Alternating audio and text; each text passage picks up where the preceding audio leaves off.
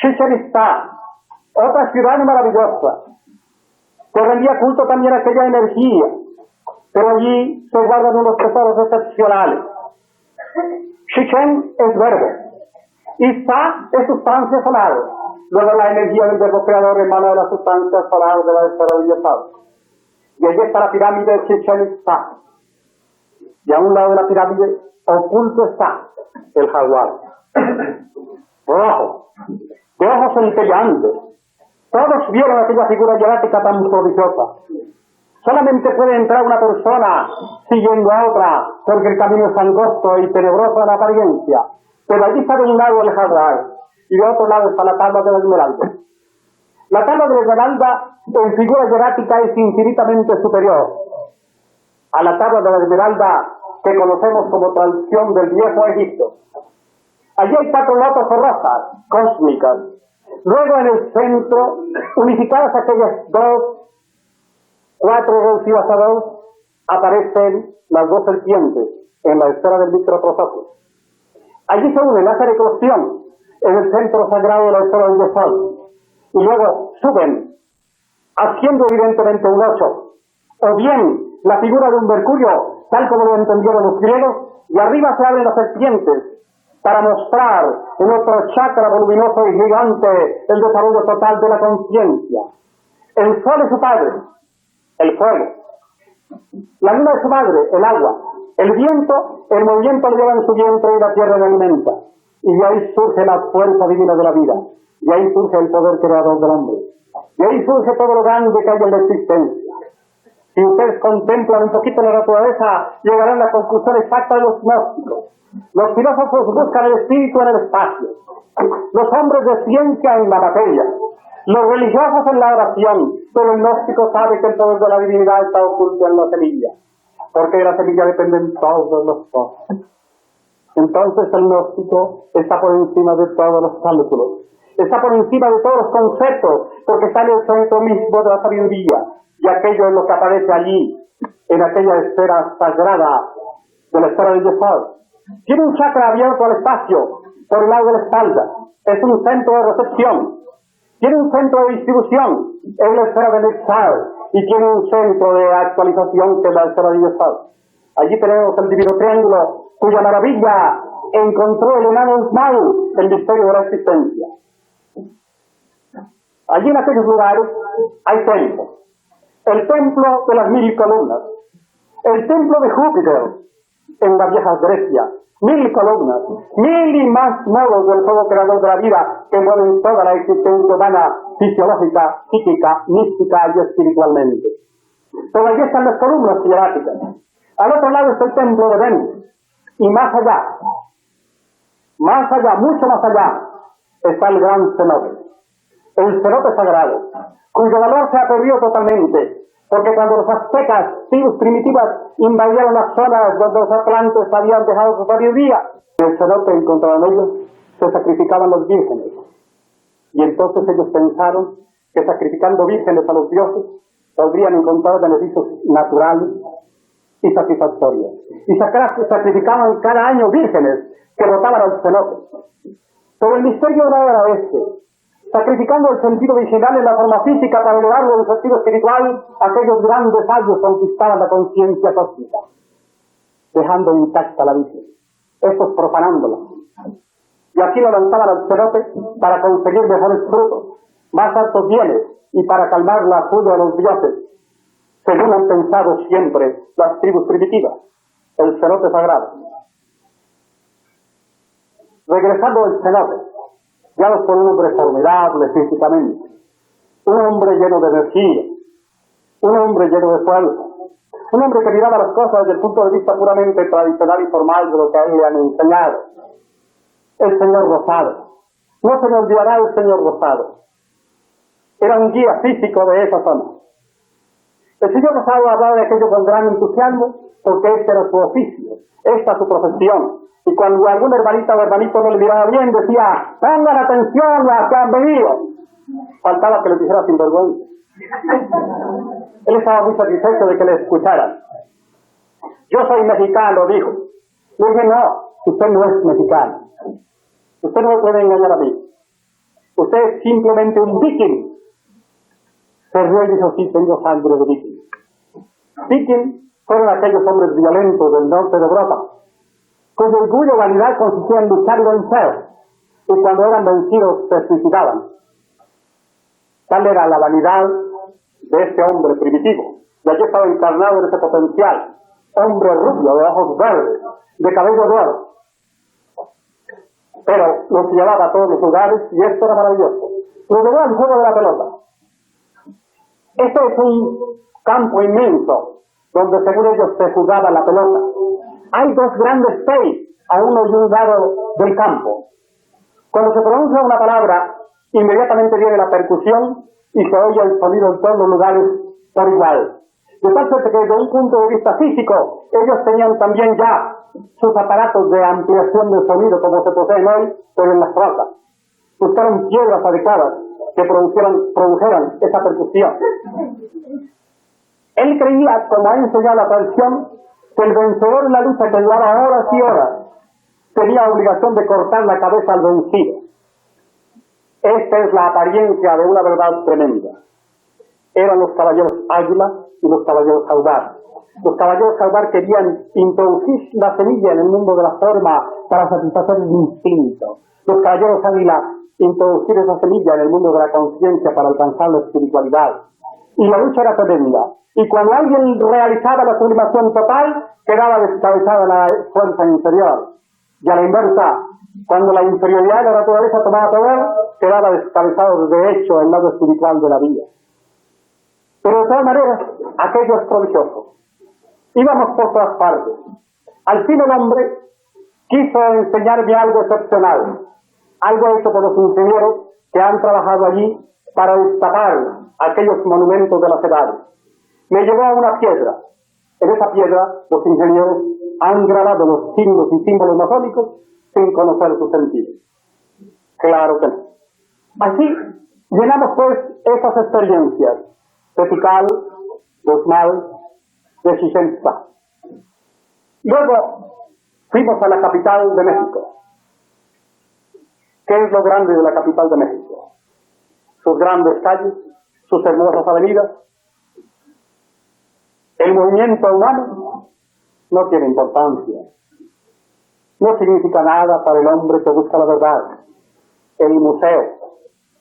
Ahí, el Ministerio Antropológico, con ayuda de algunas universidades norteamericanas, ha acumulado preciosos monolitos, donde están contenidas verdades incuestionables de la vida.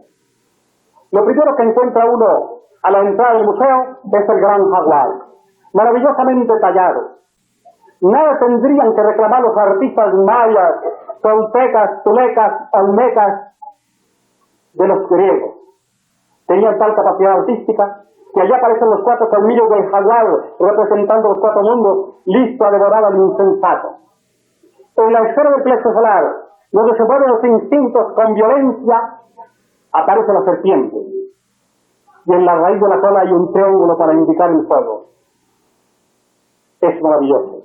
Y esa figura hierática que habíamos visto nosotros en Uxmal del cambicéfalo está repetida en la serpiente que hay en el plexo solar del jaguar. Porque en Uxmal, y lo había dejado para ahora, está el cambicéfalo. Está la dualidad de la naturaleza creadora. Y allí en el punto mismo del plexo solar, donde se bifurcan las energías, la una hacia el mundo de la sustancia y la otra hacia el mundo de la idea, hay un nudo que indica el movimiento de la luz astral universal. La hembra mira hacia el sur y el macho mira hacia el norte.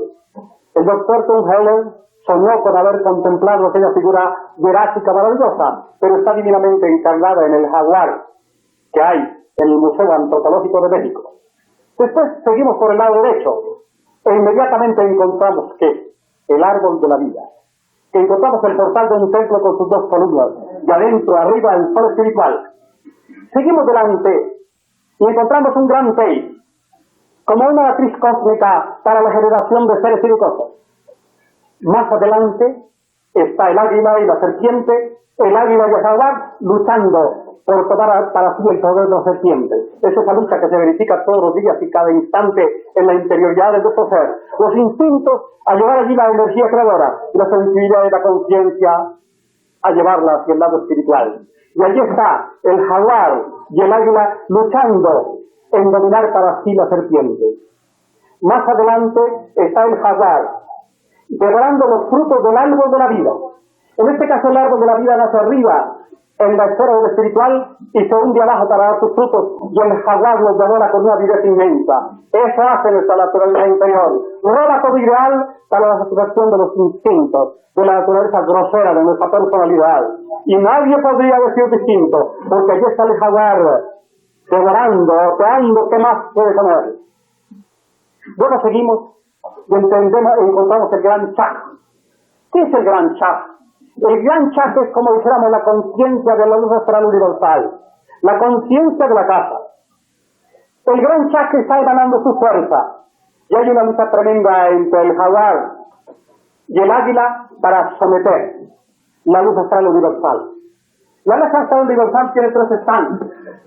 Tlahuiztalpantecutli, la energía cósmica. Quetzalcóatl, la energía crística, y Can, el fuego secreto del Espíritu Santo. Allí está el gran Chaj, que lo llaman el Señor de las lluvias. Y evidentemente es el Señor de las aguas de la vida, el que dispersa la sustancia vida a través de todas las formas para lograr la multiplicación de seres y de cosas. Y luego llegamos a qué? A eso que, sin conocimiento ninguno de la eterna verdad, llaman el almanaque, el anuario, o no sé qué azteca, el calendario. Nada tiene que ver con calendario. Yo les he mostrado allí cómo las dos serpientes proceden de lo cósmico y van hacia abajo y entregan su fruto y su esencia. Alrededor del centro del Yesod están los cuatro mundos de la Cábala, y la lengua está como la emanación del fuego creador del Yesod para producir el lenguaje y comunicar la verdad. De tal suerte que esa piedra inmensa que dicen pesa 80 toneladas, la dejaron los atlantes mayas para que no se perdiera el conocimiento de la eterna verdad y para que los hombres supieran que en sí mismo nacía la divinidad como fuego creador de la vida. Luego seguimos por las otras estancias y encontramos una serpiente implume, es Can. Es la serpiente sin sublimar. Y luego encontramos la serpiente vivaz, llena de pluma, es la serpiente elevada y sublimada. Y luego la encontramos mucho más brillante, mucho más luminosa, como la gran serpiente de Tlahuiztalpantecutli, para indicar que por medio de la elevación de ese fuego creador de la vida se ha conquistado la conciencia cósmica. Los hermanos gozaron mucho tomando fotografías de estas figuras hieráticas. Y ninguna obra griega puede reclamar su utilidad y capacidad estructural como la que hicieron los toltecas, los mayas, los tulecas, en una palabra, los atlantes. La palabra que denominaba aquel continente era Atlán, que decía las aguas del espacio, la energía cósmica que tenía que naturalizarse para producir los fenómenos de la conscientiva evolución. Y seguimos y encontramos a un hombre que conocía los misterios y que estaba realizando un trabajo inmenso por sublimar la energía. Y en la expresión de su rostro se contempla la angustia, el dolor de la batalla, pero junto a él hay un gran elefante, tiene la placidez del que ha elevado el fuego y se encuentra en la plenitud de la vida espiritual. Y de esto está lleno el museo por todas partes. Podría uno ir 1000 veces al museo y siempre habría nuevas cosas que ver, nuevas cosas que contemplar. Pasamos a la otra sala, y allí en esa sala contemplamos nada menos que la esfera de Yesod en los 4 mundos de la Cábala. Es decir, con la preponderancia de cada uno de los 4 elementos: tierra, agua, aire y fuego.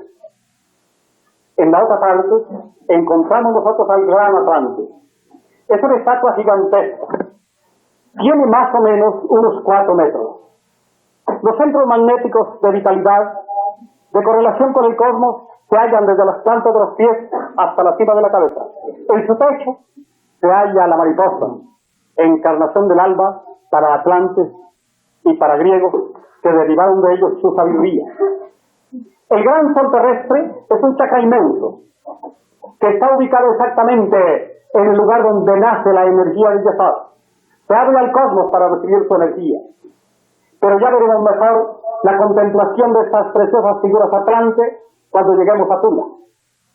Pero allí en este museo hay tanto por contemplar, tanto por leer, tanto por convertir en conciencia que en realidad de verdad mi más grande interés estaría en regresar no una, sino muchas veces a México. Y viene de estos momentos de recuerdo de aquel que depositó en mí la semilla de este conocimiento, el maestro Viracocha, el doctor Trungeler.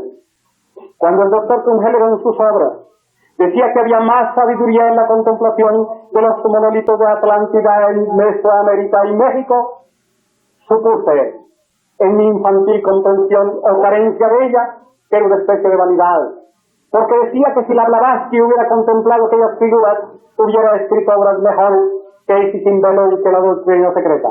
Hoy, con mi experiencia, estoy totalmente de acuerdo con el maestro Viracocha. Allí está la más grande sabiduría de las edades en figuras ciáticas completamente visibles para el que sepa contemplar el sentido del conocimiento. Teotihuacán. Teot es una raíz o fonema atlante que quiere decir deidad o Dios. Y tenemos en griego Teos, Dios. Se ve exactamente que el Oriente recibió la sabiduría de Mesoamérica. Teotihuacán es la ciudad de los dioses. Allí se rinde culto al Cristo, pero no al Cristo como lo entendemos nosotros, sino al Cristo como el fuego secreto sublimado, como la serpiente plumada. Se llama Quetzalcóatl. El Quetzal es una ave sagrada porque ama demasiado la vida local. No vive, ni vivir puede en cautividad. Tiene suficiente dignidad moral para aspirar a la libertad suprema, como realmente lo es el hombre consciente y espiritual. Y Coatl es serpiente. Allí se rendía culto a Quetzalcóatl. Pero todo lo que ustedes puedan pensar acerca de aquella ciudadela es insignificante y pequeño frente a esa magnitud. De un lado está la pirámide del Sol, la pirámide de Tonatiuh. De otro lado está la pirámide de la Luna, la pirámide de Mestri, la Luna. Se hacían procesiones para orientar a las gentes en el conocimiento de la ley de dualidad, para producir el conocimiento de la eterna Trinidad. Y entonces los grandes guías sacerdotes e iniciados circulaban del templo de la luna al templo del sol y a la inversa para indicar el movimiento eterno. Y aquella gran avenida está rodeada por tribunas gigantescas. Ya me imaginaba yo entornando mis ojos de las multitudes inmensas, contemplando en forma dramática el conocimiento de los misterios. Es una avenida anchísima, es una avenida donde podrían caber tranquilamente de ancho 300 personas y de largo, ¿qué diríamos nosotros? Están las tribunas donde los grandes de la época se hacían para contemplar la objetivación de los misterios a través de una forma dramatizada. Es gigantesco aquello. Hay que caminarlo, hay que transitarlo, hay que ir desde la pirámide de Mestri y la Luna al pirámide de Tonatiuh. Y allí, al pie de la pirámide de la Luna, está el templo de las mariposas, es decir, de las almas, es decir, de aquellos que han cultivado la sensibilidad y por ella han comulgado con el infinito. Esto está lleno de alegorías formidables, llenas de encanto. La pirámide de Tonatiuh tiene 364 escalones, y uno más que había donde se realizaban los misterios y se rendía culto al sol. Estos eran los días del año. Nosotros subimos allí, cuando estábamos en la gran cima, contemplando un paisaje maravilloso lleno de encanto, el dios tradujo, el dios de la lluvia mostró la fuerza y la energía de su poder. Descendimos a la mayor brevedad posible. Cuando llegamos a la base de la gran pirámide, que era un ejemplo categórico de Caldea, se descargó el poder de Tlaloc y nos bajamos íntegramente nuestro cuerpo, para alto beneficio, porque no siempre nos vayamos. Así que en realidad aquello fue maravilloso. ¿Y qué significaba esto? Nada, absolutamente nada, frente a hechos tan maravillosos de contemplación. Ahora el templo, el gran templo. ¿Cómo está constituido el gran templo? Tiene 12 grandes divisiones. Frente a cada una de aquellas divisiones está un lugar donde el gran sacerdote, correspondiente al signo respectivo de las gentes que estaban frente, les ilustraba en los misterios.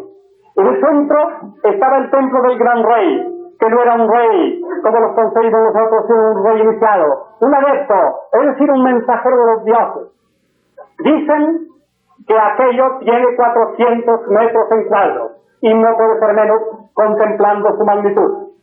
De tal suerte que es el más grande físicamente templo que se haya construido divinidad alguna, el templo en el cual se le rendía culto a Quetzalcóatl, el culto al amor divino, el culto a la fuerza de nuestro corazón, al sentido mismo de la vida, porque ellos no rendían culto a personalidades humanas, ni a héroes, ni a fanáticos políticos de ninguna naturaleza. Rendían culto a las fuerzas cósmicas naturalizadas en el hombre. Allí está la magnitud y la grandeza de aquella cultura. Luego, allá en el norte, llegamos a Tula. Tula, que viene de la Tula lejana. La Tula lejana era un lugar de Groenlandia, donde vinieron aquellos seres iniciados para tratar de hacer eclosión con la cultura maya, porque eran extremos del mismo continente.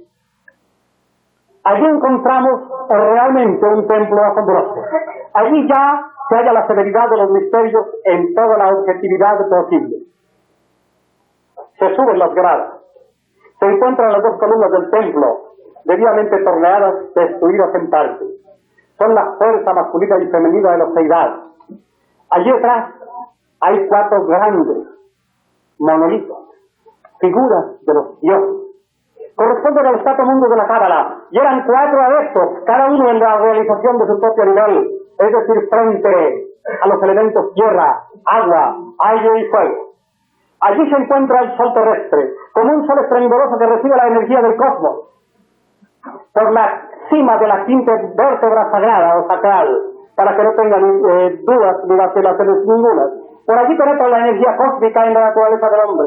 Mientras que recibimos el aliento a través de la nariz, recibimos la energía de lo cósmico a través de este centro sagrado, que como hecho muy curioso la medicina ha conservado su nombre. ¿Y qué serie de columnas hay para llegar a ese estado? Pues sencillamente 9. 4 vértebras coxígeas y 5 sacrales, y en la cima está el mundo de Yesod, el mundo de la energía, el mundo del poder en el hombre, el fuego secreto viviente y filosofal que bien han conocido los verdaderos iniciados de todos los tiempos, los cabalistas de todas las edades y los místicos que, teniendo un conocimiento científico, han podido actualizarse como dioses. Allí está el secreto de los secretos, allí está el misterio de la piedra filosofal y la sabiduría de las edades por excelencia, y allí aparecen cada una de aquellas figuras hieráticas con toda su magnificencia y con toda su plenitud. Había un hermano nuestro que vacilaba mucho, pero al mostrarle a él teníamos la oportunidad de contemplar todo, como aquellas figuras hieráticas no dejan absolutamente ninguna vacilación en nuestra conciencia. Allí estaba en las manos de estos hierofantes el signo de la vida, el ángel de los egipcios. Es la unión de los contrarios, es el círculo uniéndose a la cruz, es el espíritu comulgando con la forma para hacer posible la creación y evolución de todos los seres. ¡Qué figuras tan maravillosas! ¡Qué dioses magníficos! Y tras de ellos habían 4 columnas, las representaciones de los 4 mundos de la Cábala y los 4 reinos, el reino mineral, el reino vegetal, el reino animal y el reino humano. En una plataforma sobre una colina preciosa donde se contempla realmente ámbitos casi infinitos. ¿Cómo sabían aquellos hombres? ¿Cómo supieron colocar aquellos templos que a pesar de hacer más de 130.000 años de haber sido levantados, porque fue en la época atlante, viven todavía para invocar a la humanidad las verdades eternas? Al otro lado estaba el templo donde se instruían las damas en los misterios. Está destruido por la acción del tiempo. Y luego venía una plazoleta hermosa, gigante. Es así como nosotros hemos podido contemplar con unción mística las verdades eternas encarnadas en figuras hieráticas para la orientación verdadera de la humanidad. Es como allí la sabiduría de esos grandes seres dejó un libro imborrable para que la humanidad pueda comprender qué es lo que significa la vida. No hay culto a dioses, no hay culto a hombres, no hay culto a héroes, hay culto a la vida infinita, que es el verdadero Dios de todos los sabios, de todas las edades. Es el principio y fin de todos los misterios, es la realización del máximo conocimiento del hombre. Y aquí también en figuras hieráticas encontramos nosotros los toques que se enseñan en la escuela de Cruz, así que nosotros pudimos ver exactamente que la escuela sigue la tradición de las edades y tiene la pureza inmaculada de los misterios. Esa es la grandeza de la sabiduría atlante. Ese es el conocimiento magno que puede uno obtener contemplando en aquellas figuras hermosas los misterios de la vida. Verdaderamente es maravilloso. Afortunados los hermanos que pudieron contemplar aquellas cosas, porque en ellos ya no quedará la más leve huella de duda o de incertidumbre. Y afortunados nosotros también, porque podemos escuchar algo del conocimiento de aquellas figuras maravillosas que encarnan verdades eternas. Es algo sorprendente y divinamente encantador contemplar aquel libro sagrado de los misterios. La sabiduría de los atlantes, el conocimiento de las edades, la sabiduría infinita puesta al alcance de la inteligencia del hombre para que realice la divinización de su propio ser. He ahí nuestra divina experiencia, he ahí nuestra contemplación. Pero no vayan ustedes a creer que esto se queda ahí nomás. Noche por noche paso por aquellos templos contemplando y reviviendo aquella sabiduría, animando mi sentir y mi pensar con este conocimiento de la sabiduría eterna. Y progresivamente voy comprendiendo muchas cosas, una de ellas, que hubo un idioma primordial, que ese idioma primordial es el idioma maya atlante, y que la palabra Hunasku, que encierra el conocimiento misterioso de la serpiente, encerrando el triple aspecto del logos, en Tlahuizcalpantecutli, que el Satral y Can es el Hunasku. Hunasku es el fuego secreto de la vida caliente en todas las cosas. Se mueve en figura serpentina. Y entonces vamos a mirar el templo de la muerte. Así lo llaman actuales, pero es el templo de la vida. Es un templo que dejé para el final porque tiene una objetividad tremenda de las leyes profundas de la evolución. Queda a un lado de Chichen-Itzá. Allí está la figura de la muerte, tal como la entiende nuestra alegoría. Pero la figura de la muerte no está triste. La figura de la muerte no tiene la expresión lánguida de nuestras figuras. La figura de la muerte sonríe. Porque sabe que la muerte es nueva vida.